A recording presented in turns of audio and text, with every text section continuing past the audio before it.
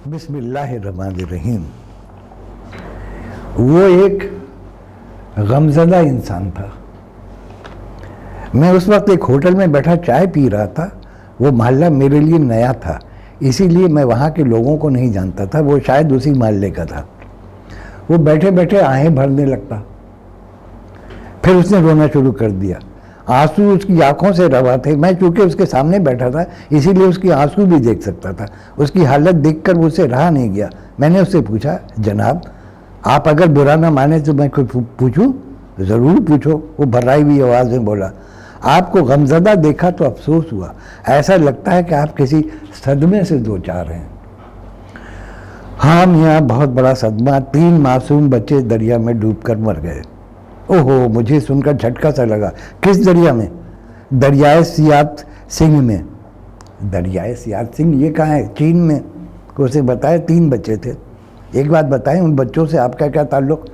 कैसी बात करते हो मियाँ, चीनी बच्चों से मेरा क्या ताल्लुक़ हो सकता है? तो फिर आपका उनके लिए रोना बात समझ में नहीं आई। मियाँ वो इंसान के बच्चे थे, किसी कौम का मुस्तकबिल थे। हो सकता है उनमें से कोई आगे जाकर यूएनओ का सेक्रेटरी बन जाता, इंसानियत की फलाह का काम करता, लेकिन बेरहम दरिया ने इम्कान ही ख़त्म कर दिया। हाय क्या गुजर रही होगी उनके घर वालों पर। मैं तो तसव्वुर की आंखों से मियाँ ली को सर पीटते और रोते हुए देख रहा हूँ। और जनाब ये मियाँ ली कौन है? मैं नहीं जानता कि कौन है। हो सकता है कि उनमें से किसी बच्चे की माँ का नाम कुछ ऐसे ही हो। उसने फिर रोना शुरू कर दिया। मैं उसको हैरत से देखता हुआ होटल से बाहर आ गया। खुदा जाने कैसा आदमी था। मोहल्ले के एक दुकानदार ने उसका नाम सफदर बताया था। सफदर बज़ाहिर एक माकूल आदमी था। रास्ते में अगर मुलाकात हो जाती तो बड़े खुलूस से मिलता। आहिस्ता आहिस्ता उसका पहला तासुर ख़त्म होता चला गया। एक रात मुझे घर आने में देर हो गई। मैं जब मोहल्ले में वापस आया तो दुकानें बंद हो चुकी थी। अलबत्ता एक कैबिन के पीछे से किसी के रोने की आवाज़ आ रही थी। कोई हिचकियाँ ले लेकर रो रहा था। मैं परेशान होकर कैबिन के पीछे पहुंच गया। सफदर बंद कैबिन पर सर रखे रो रहा था। मुझे परेशानी हो गई, इतनी रात को इस तरह रोना कोई अच्छा शगुन तो नहीं था।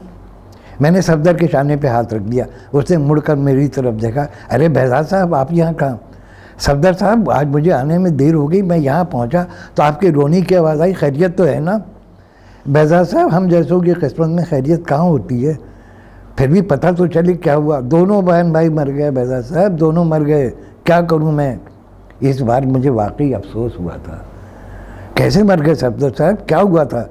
बस किलिमंजारो से फिसल कर गिरे और मर गए। किलिमंजारो से? मैंने हैरत से पूछा। हाँ भाई, लेकिन वो पहाड़ तो तंजानिया में है। तो मैंने कब कहा कि वो मीरपुर खास में है? बात समझ में नहीं आई सफदर साहब। किलिमंजारो से आपके भाई बहन का क्या ताल्लुक़ था? भाई मेरे, मैंने कब कहा कि वो मेरे भाई बहन थे? तो फिर कौन थे? अरे भाई वो वही तंजानिया के मकामी भाई बहन थे। आपने शायद बीबीसी की खबरें नहीं सुनी। वो किलिमंजारो सर करने की कोशिश में मरे हैं। हाय क्या मौत हुई है। अरे जब वो पहाड़ से फिसल कर गिर रहे होंगे तो किस तरह रो रहे होंगे, कितना चीख रहे होंगे। अब बताएं, ऐसे पागल आदमी के साथ मैं क्या कर सकता था? वो रोता रहा। मैं घर वापस आ गया। दूसरे दिन मोहल्ले के एक बुज़ुर्ग से जब सफदर के बारे में मालूम किया तो उन्होंने बुरा सा मुँह बनाकर जवाब दिया, अरे भाई आप भी किसके चक्कर में पड़ गए? वो पागल आदमी है। पिछले साल वो मिर्ज़ा गालिब की बरसी के मौके पर रोए जा रहा था। वाह, आदमी बाज़ौक़ मालूम होता है। क्या कह रहा था? अरे वो तो बाकायदा मौत के फरिश्ते से उलझ गया था। रो रो कर बोले जा रहा था कि अरे तुझे क्या सूझी थी जो गालिब जैसे शायर को दुनिया से उठा लिया? कुछ नहीं तो 100-150 साल और ज़िंदा रहने देता तो इसमें तेरा क्या नुकसान था? कमाल का आदमी है। मैंने तबसरा किया। ऐसा वैसा? उस कमबख्त ने पूरे मोहल्ले को मातम नगर बना कर रख दिया है। मेरे एक जानने वाले माहिर नफ्सियात थे। मैंने एक दिन उनसे सफदर के केस पर बात की तो वो भी हैरान रह गए। भाई ये बिल्कुल अनोखा केस है, इसको माली खौलिया भी नहीं कह सकते। उस शख्स की बाकायदा स्टडी करनी होगी, तब जाकर पता चलेगा। बस इस रोने की आदत के अलावा बाकी सब कुछ नॉर्मल था। खासा माकूल आदमी था। मोहल्ले वाले उसकी शराफत की गवाही दिया करते। एक दिन मैंने उसे पूछ लिया, सफदर साहब आप क्यों दुनिया भर के गम में मुब्तला रहते हैं? इस तरह तो अपनी सेहत तबाह कर लेंगे।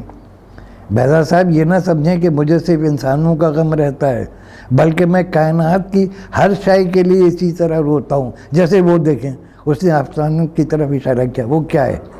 ज़ाहिर है चाँद है। क्या आप यकीन करेंगे कि मैं पिछले महीने पूरे 3 दिनों तक चांद के लिए रोता रहा हूँ। चांद के लिए? वो क्यों? अरे देखे ना कितनी ज़बरदस्त पर्सनैलिटी है। अब बेचारे को घन लग जाता है। 3 दिनों तक उसकी तरफ देख देख कर रोता रहा हूँ। सफदर साहब अब मैं क्या कहूँ, कुछ मत कहना, मैं एक हसास दिल का इंसान हूँ और मेरी हसासियत ख़त्म नहीं हो सकती। मैंने अपनी ज़िंदगी में एक से एक किरदार देखे, लेकिन ये सफदर सबसे अलग ही था। मैंने उसके बारे में जब लोगों से मालूम किया, उन्होंने बताया कि इस पागल शख्स की एक जगह बहुत अच्छी जॉब थी, फिर वहाँ से निकाल दिया गया। क्यों? उसकी वजह मोहल्ले वालों को नहीं मालूम थी। एक दिन खुद मैंने सफदर से पूछ लिया, भाई बहुत अच्छी नौकरी थी, लेकिन हमदर्दी में ख़त्म हो गई। हमदर्दी में ख़त्म हो गई? वो कैसे? क्या बताऊँ भाई, हमारे बॉस के पास एक कुत्ता था, बहादुर नाम था उसका। बस उस कुत्ते की मौत की वजह से मेरी जॉब चली गई। कुत्ते की मौत से आपकी जॉब का क्या ताल्लुक़? अरे बहज़ाद साहब, जब मुझे उस कुत्ते की मौत का पता चला तो मैंने अपनी फितरत से मजबूर होकर रोना धोना शुरू कर दिया। मैं रोता हुआ बॉस के पास गया। मैंने कहा, सर सब्र करें, क्या कुत्ता था, लेकिन मौत ने किसको छोड़ा है? अरे आपका कुत्ता तो लाखों में एक था। क्या खूबसूरती थी उसकी, बिल्कुल आप पे गया था साहब। अरे जब वो भौंकता था तो ऐसा लगता कि आप भौंक रहे हैं। बस साहब ये सुनकर बॉस ने मुझे नौकरी से निकाल दिया। आपने भी कमाल ही कर दिया सफदर साहब। अब क्या करूं, मुझसे किसी की मौत या उसका दुख बर्दाश्त नहीं होता। मैं पागल होकर रह जाता हूं। मैं खामोश होकर रह गया, उसका कोई इलाज ही नहीं था। कुछ दिनों के बाद मैं होटल में बैठा हुआ था, सफदर भी आ गया। मुझे देखकर जल्दी से मेरे पास आया। अरे कैसे हैं फैजाद साहब? बिल्कुल ठीक हूँ, तशरीफ़ रखें। मैंने उसके लिए भी चाय मंगवा ली। इधर उधर की बातों के बाद उसने पूछा, फैजाद साहब क्या आप अकेले रहते हैं? जी भाई, बीवी की मौत के बाद तनहा हो गया हूँ। अरे किस तरह इंतकाल हुआ था मरहुमा का? उसने पूछा। बस भाई मौत आनी थी, आ गई, एक हादसे में इंतकाल हुआ था। बस ऐसा लगा कि बताकर मैंने अपने पैरों पर कुल्हाड़ी मार ली। उसने वाहवाला शुरू कर दिया, हाय हाय इतनी जल्दी चली गई, अरे क्या देखा इस दुनिया में, या खुदा उस खातून की जगह मुझे मौत क्यों ना आ गई, मैं क्यों ना मर गया, अरे मौत के फरिश्ते क्या मैं नज़र नहीं आ रहा था। अब मेरी पोजीशन मुलाजा फरमाइए, बीवी मेरी मरी थी और मैं किसी और को दिलासे दे रहा था। अरे साहब सब्र करें, जो होना था वो हो गया, बस उसके लिए दुआ खैर करते रहे। नहीं भाई, ऐसी जवान मौत का सुनकर बर्दाश्त से बाहर हो गया हूँ। अरे वो मरहुमा तो फूलों की सेज पे सोती थी, अब कब्र में पड़ी हुई है। अरे उसका फूल जैसा जिस्म किस तरह कीड़ों की खुराक बन रहा होगा। ऐ बेरहम कीड़ो, तुमको खुदा का वास्ता उस पर रहम करना, उसको मत खाना, उसकी आंखें छोड़ देना। वो इन्हीं खूबसूरत आंखों से दुनिया को देखती थी, अब तुमको मनुष्य सूरतों को देख रही होगी, माफ़ कर देना उसको। ऐसी है मकाना पोजीशन थी कि मैं शर्मिंदा हुए चला जा रहा था। मैंने इसी में आफियत जानी कि वहाँ से भाग लूँ, और मैं भाग लिया। फिर ऐसा हुआ कि वो मोहल्ले में दिखाई नहीं दिया, ना जाने कहाँ चला गया था, किसी को भी नहीं मालूम था। एक दिन मैं किसी फुटपाथ पे चला जा रहा था कि एक गाड़ी मेरे पास आकर रुक गई। कोई मुझे आवाज़ दे रहा था, अरे फैजाद साहब, ये वही था सफदर, एक नई गाड़ी में जिसको वो खुद ही चला रहा था। मैं हैरान होकर गाड़ी के पास पहुंच गया। उसके कपड़े भी बहुत कीमती थे। सफदर साहब ये? हाँ भाई ये मैं ही हूँ, बैठ जाएं, दफ्तर चलकर बातें होगी। मैं हैरान और परेशान था। उसकी गाड़ी में उसके साथी बैठ गया। उससे बहुत कुछ पूछना चाह रहा था, लेकिन वो भी कुछ बताने के मूड में नहीं था। कुछ देर बाद वो एक ऑफिस में लेकर आ गया। बहुत शानदार सा ऑफिस था। कई कैबिन बने हुए थे जिनमें लड़के लड़कियां काम कर रहे थे।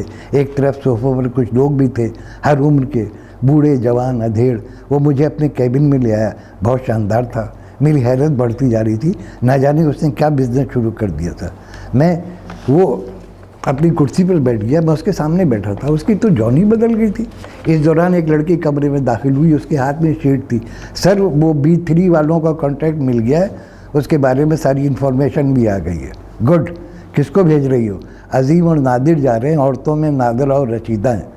रशीदा भी ज़्यादा परफेक्ट नहीं हुई है। हो गई है सर, 1 हफ्ते की ट्रेनिंग के बाद बिल्कुल परफेक्ट हो गई।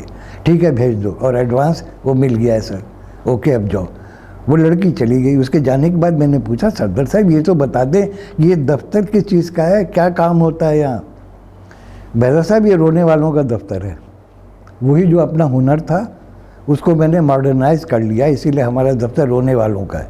रोने वालों का मैं नहीं समझा। देखें, इस शहर में ऐसे बहुत से लोग हैं जो अपने माँ बाप की भी मौत पे रोया नहीं करते। क्योंकि इस तरह उनका स्टेटस कम हो जाता है। वो मसनवी संजीदगी तारी रखते हैं क्योंकि उनके पास ज़्यादा वक्त भी नहीं होता, या तो उनकी फ़्लाइट का वक्त होता है या उन्हें किसी मीटिंग में शरीक होना होता है। उस वक्त हमारा दफ्तर उनके काम आता है। हम अपने वर्कर्स को उनके यहाँ रोने के लिए भेज देते हैं। मरने वालों की पूरी डिटेल उनके पास होती है ताकि रोने वाले ये बता सकें कि मरहूम या मरहूमा से उनके कैसे ताल्लुकात थे। इस तरह पूरे माहौल पर सोगवारी की सी कैफियत तारी हो जाती है और किसी न किसी की आंखों में आंसू बहाए जाते हैं। ये है हमारा बिजनेस।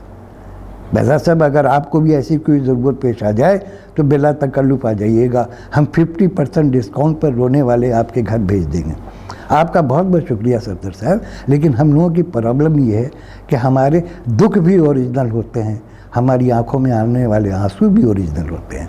हमारे आंसू पराए नहीं होते सफदर साहब, हमारे अपने होते हैं। मैं बोझल दिल लिए उस दफ्तर से वापस आ गया और ये सोच रहा हूँ कि क्या अपने प्यारों की मौत पर रोने के लिए हमारी आंखों में कुछ दिनों के बाद आंसू भी नहीं होंगे। अभी तो सिर्फ एक दफ्तर है, खुदा ना करे इस शहर में ऐसे और दफ्तर खुल जाएं। खुदा ना करे, खुदा ना करे। ये